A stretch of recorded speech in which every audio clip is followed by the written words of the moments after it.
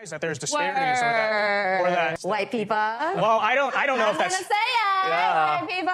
It's okay. I don't know if that's necessarily so true. I mean, can you?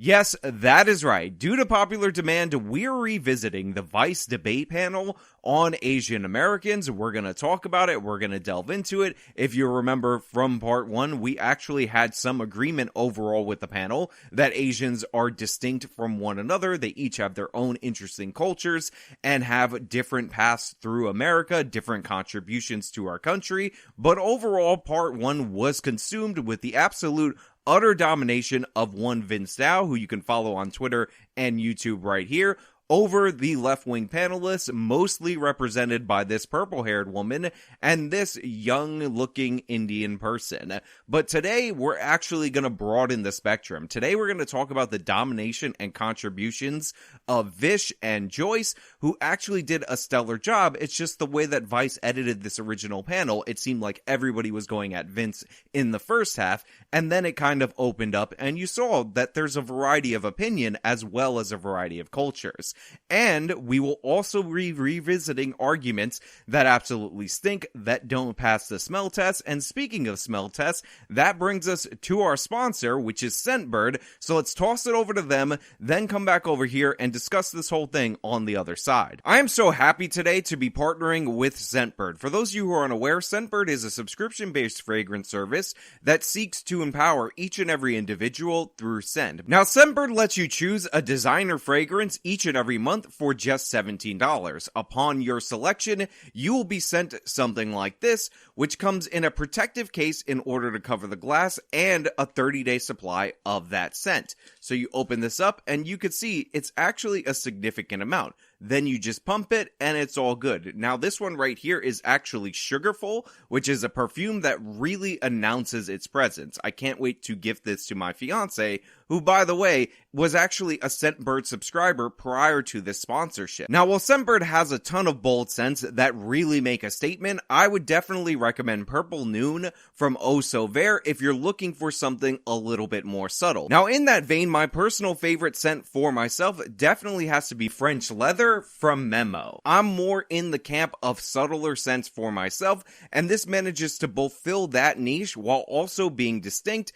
And as somebody who's particularly sensitive to scents, this is something that I can actually wear, which is something that I value a lot. So you just spray it on, wear it all day, and this bottle will easily last you 30 days, so you could determine whether you like it. And considering that perfume and cologne bottles can easily go for well over $150 to even $300 a piece, I think $17 is an easy entry point for you to be able to try some of the scents you like. And as far as brand names, they have Versace, they have Gucci, they have all the big ones you know about, as well as a bunch of indie brands that you might be interested in exploring for yourself, like Skylar. And to make this whole proposition sweeter for members of my audience, Scentbird is going to give you your first month at a 55% discount when you use the promo code AJW55. That's $7 a month for your first scent. Try it out, get on board, join the community, Scentbird.com, promo code AJW55 to get you started.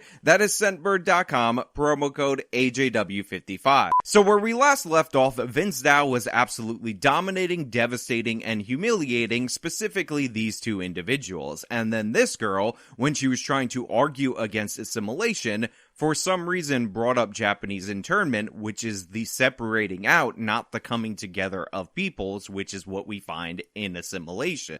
Did you think the Japanese internment was a good thing? Because that was a real assimilation situation. You know what I mean? No, Do you I recognize don't. that the term assimilation has negative history? Now, I was baffled by how dumb this argument was. I was baffled that it was said by an allegedly sentient human, and I was baffled by the fact that people were nodding in agreement as she was making this nonsensical point. And that is where I had to cut off the video. That's where I had to end it, because there's only so much I can take, and even days later, I still don't have an answer for how she brought this up and thought it was a valid argument. However, the conversation actually tended to progress after that, and it moved into different issues involving racial and ethnic groups and conflict and all of that, and I want to get into that in this half of the video. For me, I don't think race should be an issue in anything. When we want to make a decision, we should not put race as a factor. Living in New York City, we're the melting pot of the world, so I haven't actually experienced any of these biases, and if we keep continuing to live on remembering how history was, we're never going to move further. So I identify myself as American, and in this country, it's the only country where a homeless person can be a millionaire the next day.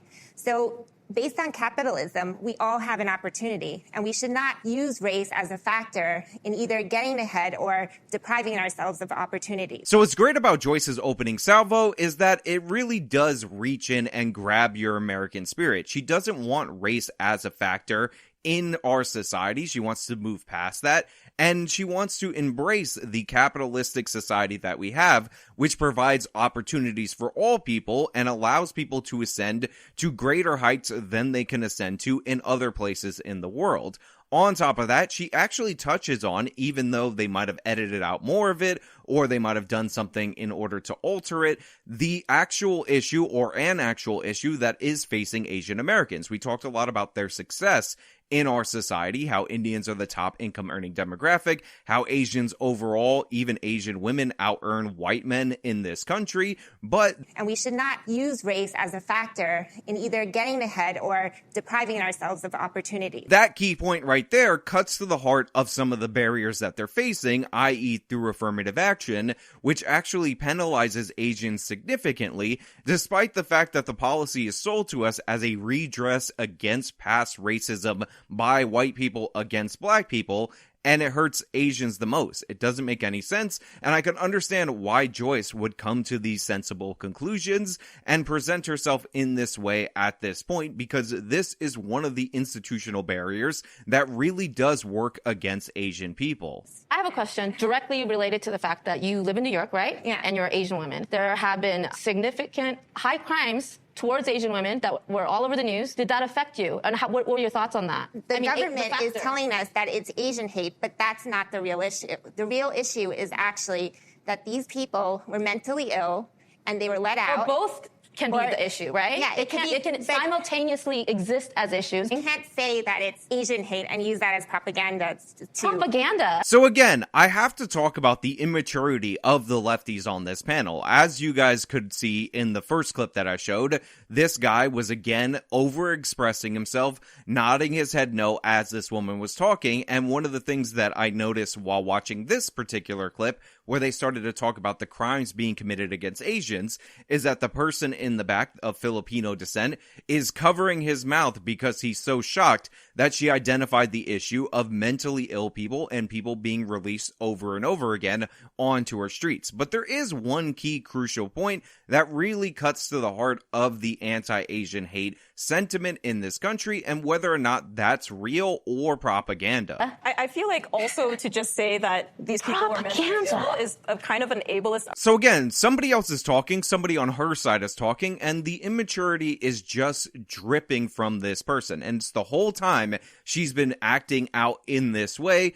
not showing any respect to any of the other panelists that disagree with her, and in this instance, not even showing respect to somebody who's going to repeat some other woke nonsense. But to cut to the heart of what Joyce is talking about, the fact of the matter is, a lot of these crimes against Asian people have been happening all along in major cities. They have been victimized due to a bunch of other reasons that aren't actually related to Asian hate. Largely, it's because of stereotypes, which you could say are rooted in hate, that Asians carry a lot of cash on them, so they become targets for robberies and all other manner of issues. But the point is that the idea that all of these should be reclassified as hate crimes is the propaganda. The idea that it's about hate against Asians as an ethnicity rather than these other factors, and pretending that it only became a thing after the coronavirus is also quite propagandistic, is just absurd, and that's really what Joyce seems like she was trying to express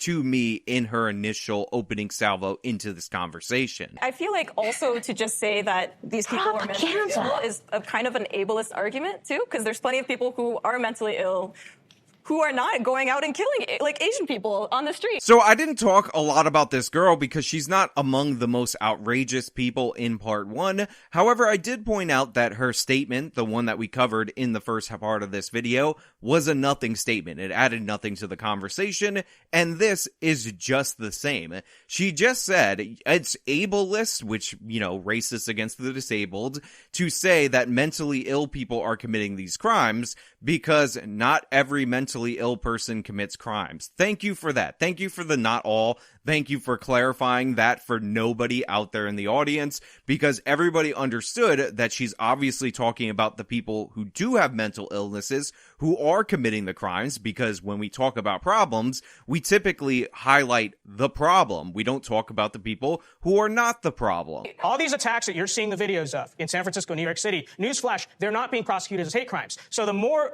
correct way to look at it is what is the primary perpetrator of violence against Asians overall, right? Because if we talk about these videos, we have to count them in the statistics, and we're not doing that. And when we do that, we find, well, I'll tell you this, the plurality top perpetrator of violence against Asians, number one, it's not happening in rural America, and number two, it's not being done by white people. Again, Vince Dow dropping the truth bombs right here. I heavily featured him in part 1. I will continue to feature him throughout the course of this video, but I also want to note that this guy, no respect at all, going Against Asians. making noises throughout the whole course of him talking, just a sign of a lack of emotional discipline, a lack of maturity, and considering I was actually told after the first video that Vince Dow is apparently 19 years old, he is not only schooling these people on the facts, but he's schooling these people on how to behave like an adult, despite still maybe technically being a teenager. I could be wrong. I did not seek out and verify his age, but it is amazing to see these people fail and flop and all become uncomfortable when he talks about the actual demographic of people that is most likely to be committing these crimes. And he also added in, by the way, that these are not actually hate crimes. The vast majority of them are not actually hate crimes. When it comes to Asian hate, the perpetrator is not a white supremacist in New York. Correct. That's all I'm saying. So that's the all problem. that I'm saying. Like, we don't want to blame one race for violence when that's actually not true. So again, Joyce coming in here, pointing out the obvious, that they're trying to redirect the blame for these attacks. And by the way, these people don't want to blame any specific race of people. They're just against anti-Asian violence, but they definitely don't want to blame the group that is not primarily responsible for this, which is white people. Is it white people? Is it white people? It is white people. Are these attacks happening It is white in people. rural- I literally looked up statistics. So the purple-haired, most immature, most ridiculous person, who apparently always says white people in that weird way every time she says it, is saying she looked up some statistics and it definitely is white people. So first of all, no crime statistics show this. Not at all, because it's just factually untrue. You can see video after video if you want the anecdotal examples, but again, by the statistics, this is just not backed up by reality. Likely, she looked into this so-called study by a left-wing organization seeking to obfuscate who the perpetrators are behind these crimes. That was thoroughly debunked by Nuance Bro in this video, which will be linked in the description. It's absolutely fantastic. Definitely recommend you check it out. But here's the long and short of it. What this organization ended up doing in that study that this person is citing, because the left wing needs some kind of studies in order to deny reality, and if you don't have them, if it's not borne out by the facts, you just manufacture them, was examine reports of anti-Asian attacks via newspaper reports where the perpetrator was identified by their race. And it turns out our news media tends to identify white perpetrators and doesn't identify black perpetrators, which is something, if you've been a fan of this channel, you already knew and you already acknowledge as a bias that the mainstream media has. And to make this even more ridiculous, this article actually made the claim that in the year 2020, only 3 violent attacks against Asian people for the whole year were perpetrated by Black Americans. Just 3 total, based on the idea that only 3 of the newspaper articles that they looked at actually identified a violent black perpetrator. Now, we actually did videos on this channel about Asian hate at the time. And in those videos, we went over 3 different stories that happened in the same week of actual murders by black people against Asian people, so you know that this is just definitely not true and absurd. As Nuance Bro elegantly laid out in his video, the only thing that this study actually proved in relation to anti-Asian attacks is that the news media is being willfully ignorant, denying and suppressing the information about the perpetrators for the sole purpose of obfuscating the issue. You do not have to be white to perpetuate white supremacy. No one's saying it's not hard to govern a heterogeneous society, but it is possible to do a lot better than the way that we're fucking doing it right now. It's like we've banked on this myth of white adjacency more than this model minority myth of like, instead of aligning ourselves with the black community who've been fighting for racial justice and liberation, right, and acknowledging our own privilege and putting our bodies on the line to fight for these movements, instead we banked on white adjacency, and here we are. So this guy says, oh, you don't have to be white to be a white supremacist. How convenient. I mean, they want to blame each and every one of their problems on white people.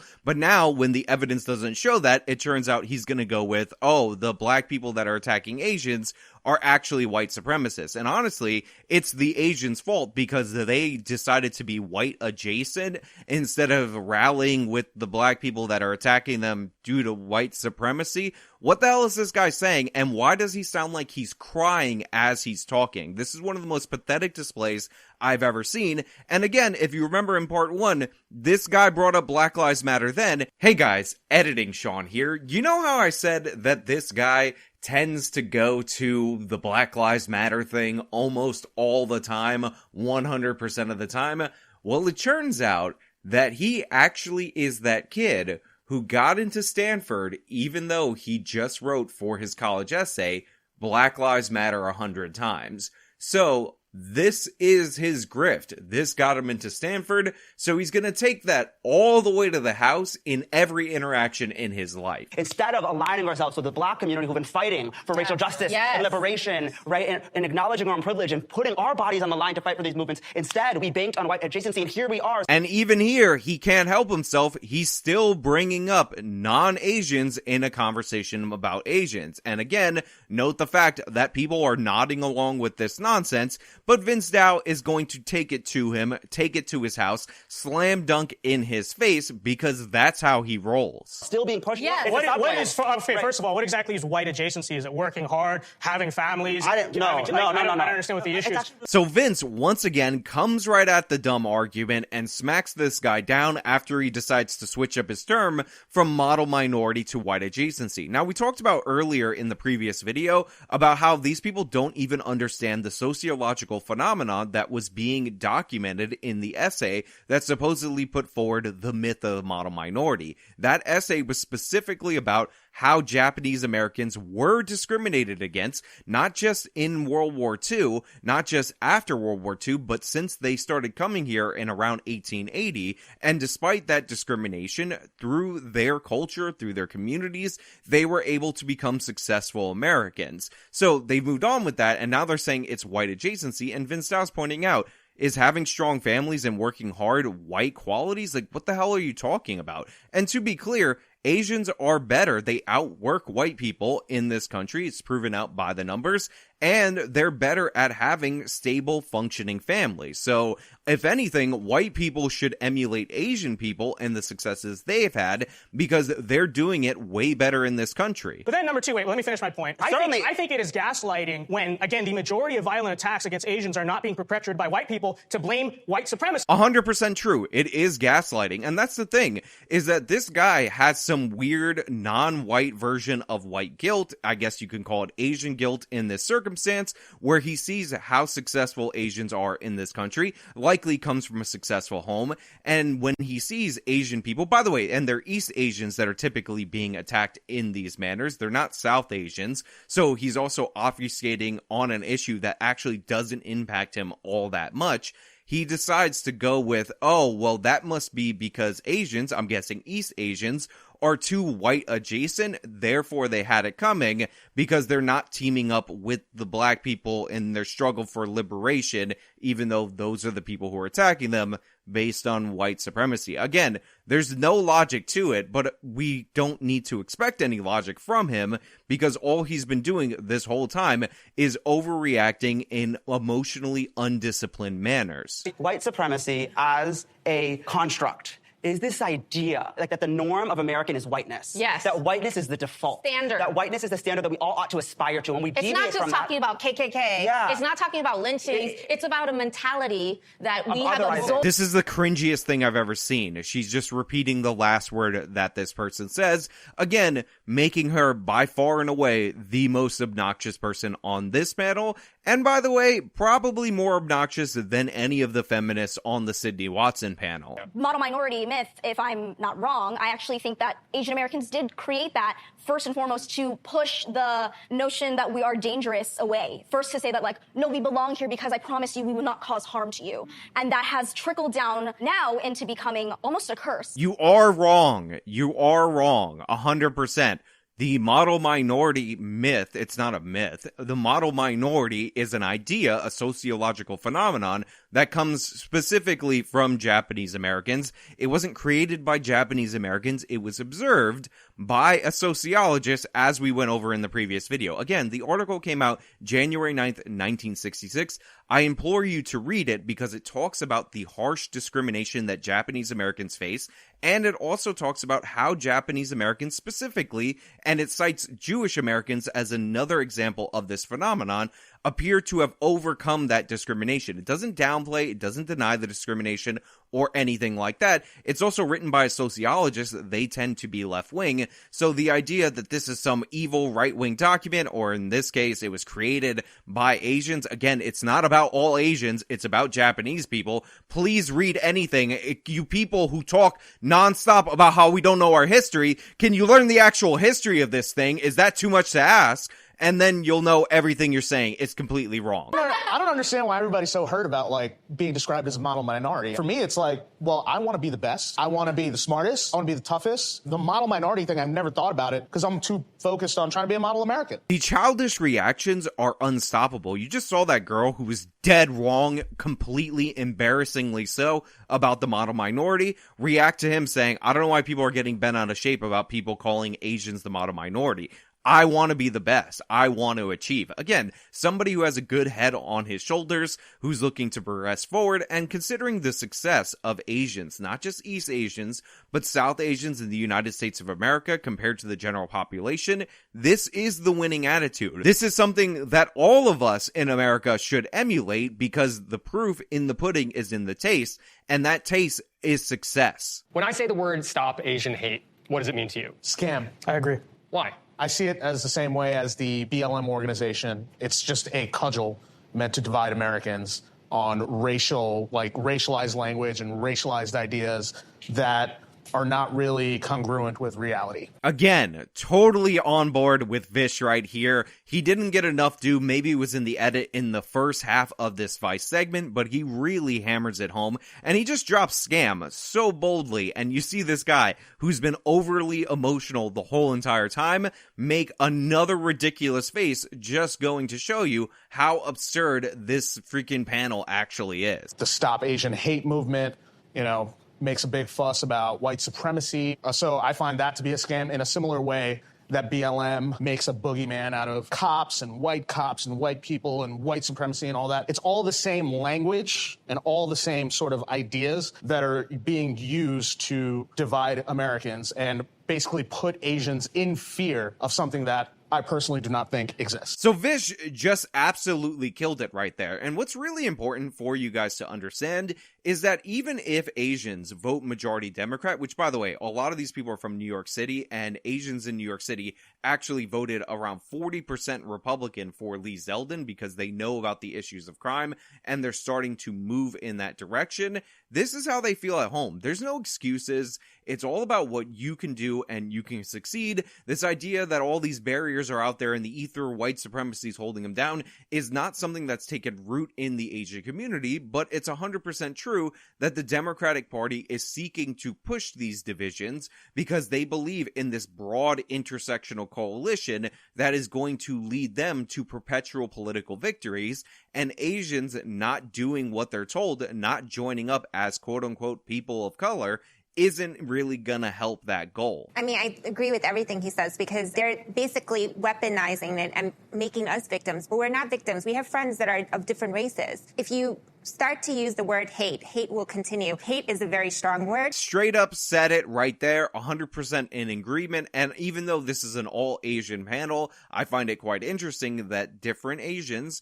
completely distinct from one another, are coming to these same conclusions. And again, she's like, we're not victims. We're not going to play the victim. That is not how we roll. And this is one of the reasons why Asian cultures are often described as achievement cultures, because what you're seeing is somebody Taiwanese who is seeking to achieve. Well, it's referring to murders, people getting attacked in broad daylight, elders getting bashed in the head. I fear for my mother-in-law going on walks. I ask her to make sure she's not walking around when it's getting dark. So it's very real. Getting murdered for being Asian is as hateful as it gets, is it not? Why are we afraid to just say out loud, let's stop Asian hate? It is happening in astronomical numbers. Studies have shown the increase. And where did it come from? Right after the COVID blast of people saying, oh, it's the Chinese virus. So again, we have the Democratic Party line straight from the mouth of this person who actually is in conflict from herself because she tells her elderly relatives not to go out at night, but she thinks that the evil white supremacists, due to Trump calling it the China virus, are actually the reason why elderly Asians aren't safe. This is patently absurd and ridiculous. It's about to get obliterated, but I just want to point out that the animosity against middlemen minorities, which is a role that Asians often function by Black Americans, is not new. It's well documented. I've showed this clip before, but I think it is very instructive for me to show it again. Why are we the victims? I mean, my friends are good Christians. I mean, we've been through so much, and to go through this, I mean, everything, 22 years down the drain. What can I say? I don't have any words to say. This looks a comeback, John. George Huang woke this morning to find his mini mall burnt to the ground. A loss of $1.5 million and a lifetime of dreams and effort. I don't mind that. Whatever they need to take it out. But why they burn out the property? That's my question. In this overwhelmingly Black and Hispanic area, Koreans own many of the small businesses. They're insular. They employ their own. They keep to themselves. Blacks say that's the problem. I'm not surprised that the Koreans got targeted because their prices are high, their attitude is wrong, and they just don't seem to have any respect for the Black community. It's from the 90s riots, and I'm going to give you a little bit of a hint. The LA riots in the 1990s were not caused by the evil orange man saying China virus. Here's a radical idea. Okay, you guys ready? No, I'm not. So there's a lot of violence happening. A lot of it's against Asian people. A lot of it is happening in cities. Crazy idea, I know. Then maybe it's not a good idea to let criminals out of jail. Maybe it's not a good idea to defund the police, neuter the police ability to have any degree of law and order in our streets. And maybe you wouldn't have so much violence happening against so many different types of vulnerable people. I mean, this is just the truth of the situation. So again, Dow brings up the criminal justice reform issue because in reality, what this actually correlates with is not people saying China virus from the White House. It correlates with bail reform and all manner of different left-wing criminal justice reforms that lets out violent repeat offenders who should never be on the streets in the first place to attack these people, only to repeat these crimes over and over again. The fact of the matter is, these people aren't willing to do what is necessary, which is acknowledge who's committing these crimes, acknowledge that our system is going too soft on them, and acknowledge that the victims of criminal justice reform turned out to be disproportionately Asian in order to solve the crime. You can trace New York City's problems and New York State's problems, but there's a lot of Asians in New York City, specifically to bail reform and not to Trump saying the China virus. Again, Black people overwhelmingly vote Democratic. The idea that they're listening to the evil orange man, the Republican, and attacking Asians because he said China virus makes no sense. It's not backed up by reality. It's not supported by the facts.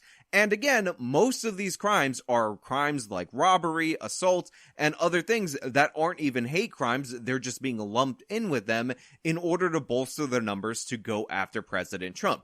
Isn't it insane that Trump's out of office and these two individuals, one of which says she's afraid for her elderly relatives to go out at night in New York City, are more interested in a political victory against the ghost of Donald Trump than actually solving the problem and making their communities safer. This is the impact of leftist indoctrination. It's driving these people insane to attack their own relatives or support policies that lead to the attacks against their own relatives, and they ought to be ashamed of that. The problem with saying stop Asian hate and us just saying stigma, whatever, is that it misses the real core of the problem. The real core of the problem is that there is lawlessness and mass violence and mass crime happening in cities. I think that the Stop Asian Hate movement comes from woke left-wing social movement to kind of make it into this argument of like minorities being persecuted, when I don't think that's the core of the problem. I think the core of the problem is like, it's just dangerous in our city. Vincent Dowd just devastating the whole panel right there, dropping the truth bombs. But what I find really interesting is that I think that Vish and Joyce were also killing it throughout this panel.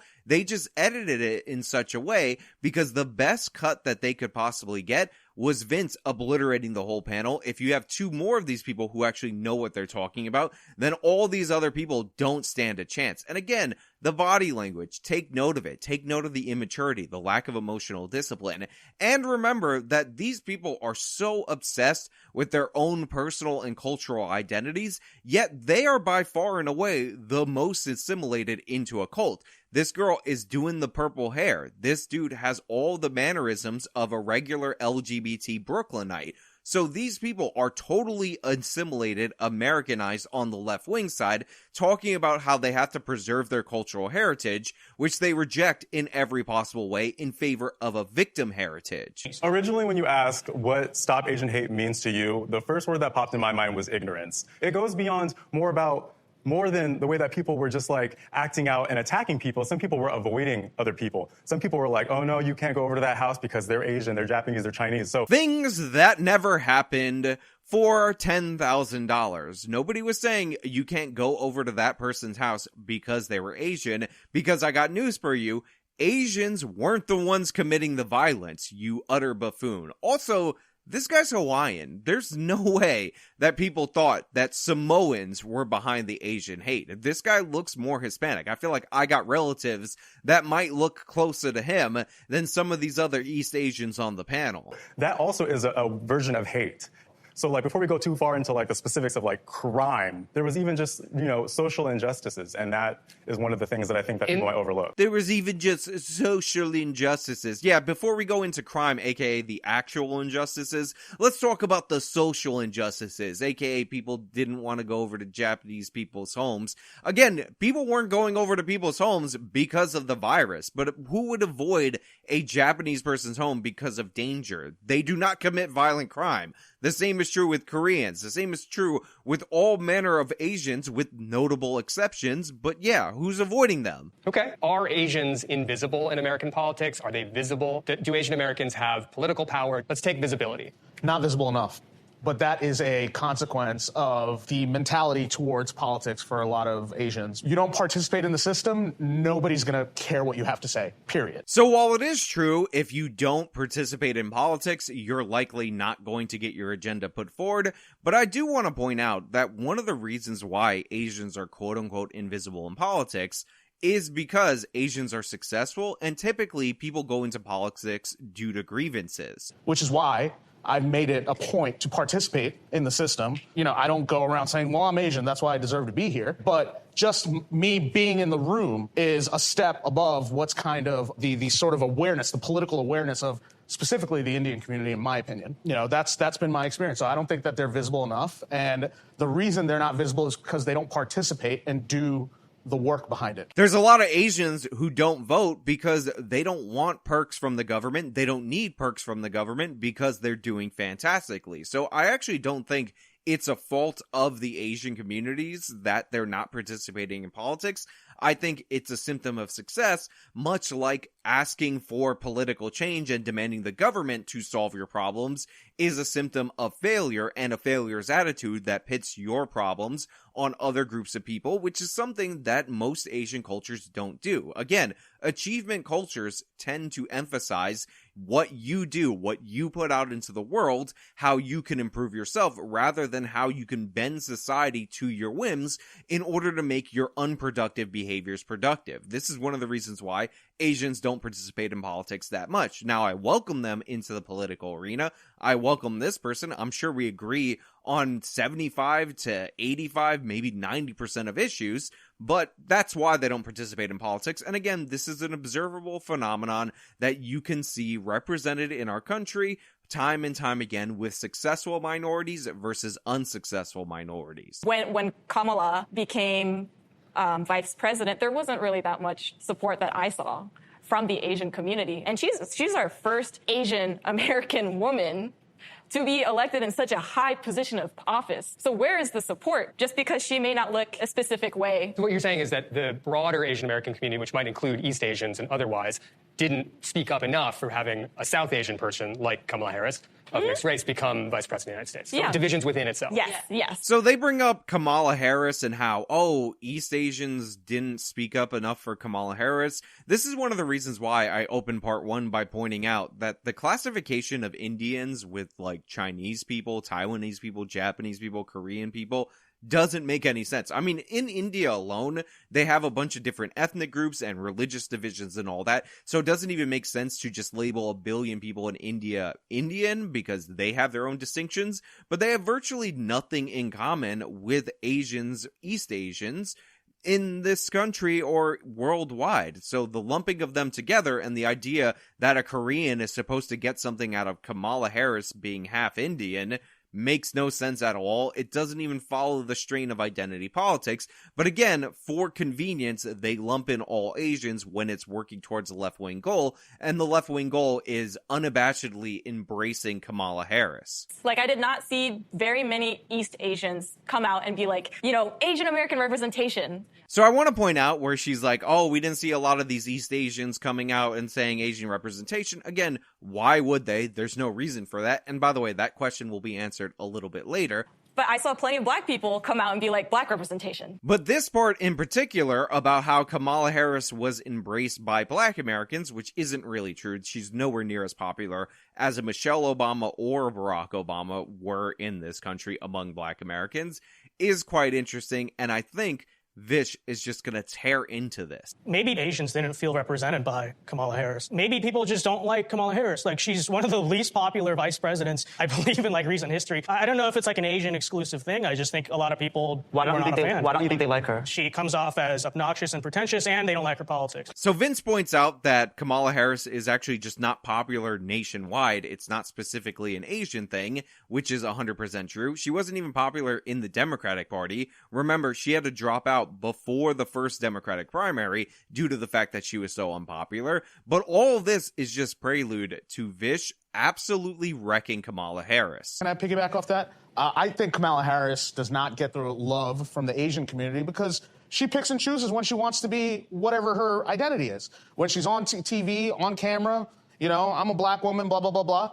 But she only claims her Indian and Asian background when she's in the fundraisers with the rich Indians. She's doing it to herself. She's dividing her identity by playing up, code switching. I know AOC likes to use the word code switching to the black community when she's on camera, and then code switching to the Asian community when she's raising money. Don't be surprised if, you only come around when you're asking for a check, and then we're not in the streets, as hard as you would like us to be. That is such an absolutely amazing point. Honestly, I got to give this guy credit. Vish, you absolutely crushed it. In Kamala Harris's TV appearances, the way she's sold by Joe Biden, the reason she was picked, by the way, which was even in the campaign book, Lucky, How Joe Biden Barely Won the Presidency, is because she was the highest level black female in government that Biden could pick. Biden couldn't stand her, yet he brought her on board solely due to that. So Kamala Harris gets all these accolades because she's supposedly a black woman and almost never acknowledges the fact that she's half Indian. To the lovely people of Wakanda, I know you will make the right choice. And as always, Wakanda forever. Paid for by Kamala Harris. She does things like that cringy Wakanda Forever ad and all these other things to just lean into her black half. And then in certain circumstances, typically when they involve fundraising, all of a sudden she's then an Indian person. All of a sudden, then that matters. All of a sudden, when nobody's talking about it on TV and she needs a few extra bucks, that's what she's got to lean into. But then again, you don't go on camera wearing a dot on your head and the jasmine in your hair, right? And wearing a sari. Show me a picture of Kamala in a sari. Right? When was the last time? I've seen Justin Trudeau wearing Indian clothes before her. You know what I mean? So don't give me the nonsense, right? Like, it's her fault that Asians don't get behind her. Absolutely savage. And 100% true. I've seen Justin Trudeau not only wearing Indian clothes more times than Kamala Harris, but I've also seen Justin Trudeau try to be blacker than Kamala Harris in some very questionable photos that apparently the left wing is just going to give a pass because, you know, Justin Trudeau is a nice guy and he's the son of Fidel Castro. I didn't say that. I don't know where that came from. For her trying to win over people, do you think that maybe as a choice to not represent that, to be more relatable to the masses, could be the reason why she acts the way that she acts? I don't know. So this question, this setup is like, oh, do you think she's not leaning into her Indianness or her Asianness because Asians are not relatable? Again, notice how these lefties cannot ever blame a person for their own individual behaviors if they're not a white person, and instead try to blame white people when he's saying, oh, maybe she's doing that for white people, but we just got through him saying that she was doing that for black Americans, to be the first black female woman, all about being black, and yet this guy goes to white people. And then Vish gives this great question and gets an unbelievably stupid answer. Are you saying Asians are not relatable to the American public? Yes. To some, yeah.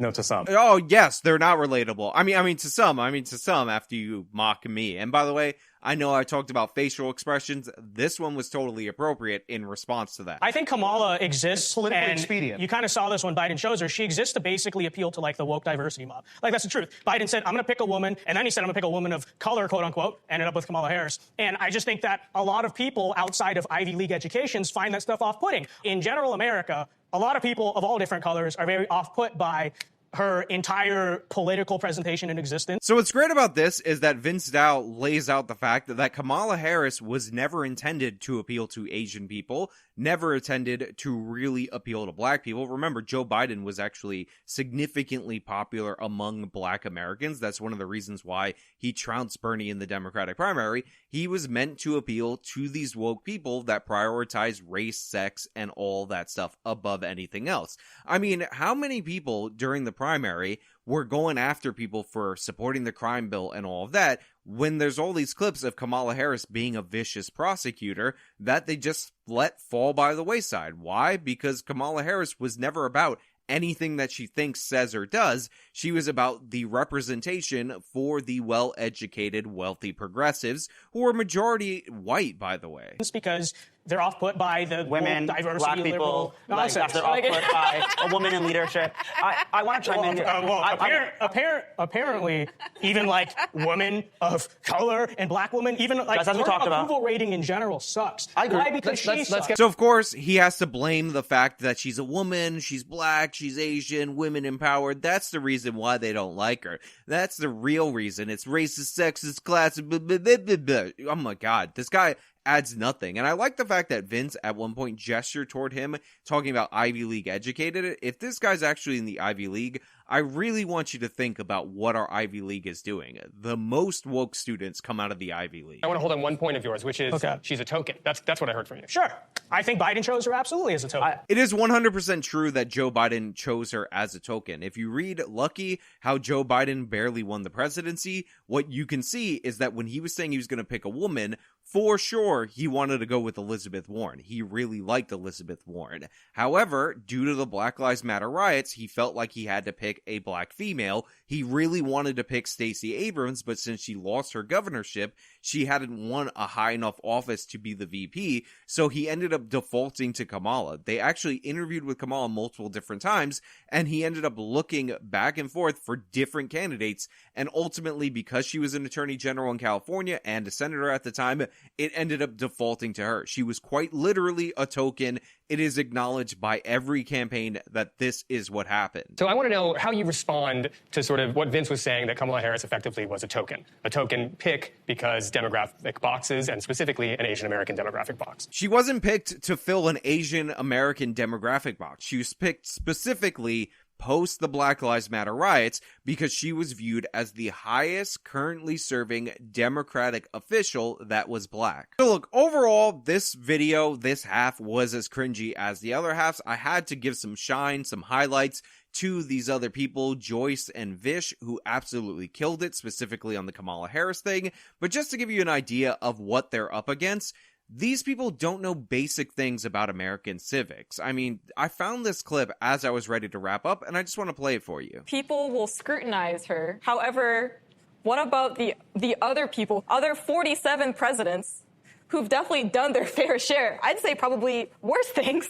Yes, absolutely. Who are not nitpicked for what they are wearing or, you know, like maybe not fitting in enough because they already fit in. But Trump was president 45 and Biden therefore would be president 46, yet this girl thinks that there's 47 white presidents, meaning that she thinks the total is 48. Now, by the way, we actually have a non-consecutive serving president. That counts twice. So there's 45. Even if Joe Biden is the 46th president of the United States. But for sure, there's definitely not 47 white men presidents, and then that would make 48 presidents. Now look, before I close, I just want to remind you to go over to Scentbird and use promo code AJW55 so you can get that discount on your first month. Again, possibly $150 to $300 fragrance given to you as a sample for just $7. But in conclusion of this video, I just want to say that it's honestly truly pathetic how the lefties represented themselves. They had the numerical match. They even had varieties of conservatives, so you have different levels, so people were making different arguments, a favorable edit from Vice, a host trying to steer the conversation towards their strengths, yet they fell on their face time and time again and acted with levels of maturity that you would expect from 4-year-olds. Vince Dow killed it. Vish killed it. Joyce absolutely killed it. All my respect to you. Go follow them on whatever links that they have. I will link as many as I can find in the description of this video. And honestly, I'm really appreciative of the Asian communities in this country because they have proven time and time again that their achievement culture works, and that is something that we should aspire to emulate, not hate, and not try to dismiss or pin it on a conspiracy of white supremacy. But hey, those are just my thoughts. Let me know your thoughts down in the comments below. If you like the video, show them by leaving a like, subscribe for more content, follow me on all my social media, support me via the support links in the description of this video. This has been me talking about a Vice panel on Asians. Till next time.